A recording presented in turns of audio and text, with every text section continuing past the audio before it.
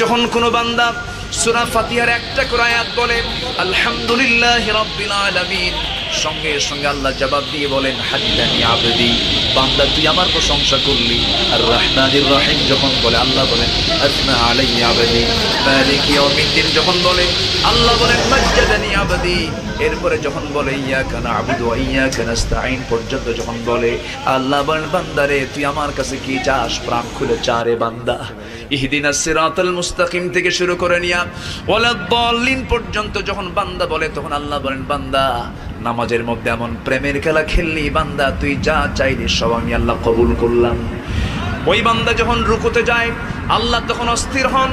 ওই বান্দা যখন সিজদায় যাওয়ার জন্য প্রস্তুতি নেয় সমস্ত ফেরেশতাকে ডাক দিয়ে বলেন ও ফেরেশতারা, এই বান্দাগুলো আমাকে দেখলো না, রাসূলকে দেখলো না, কোরআনকে দেখে হাদিসকে বিশ্বাস করে আমাকে খুশি করার জন্য তার সবচেয়ে সম্মানজনক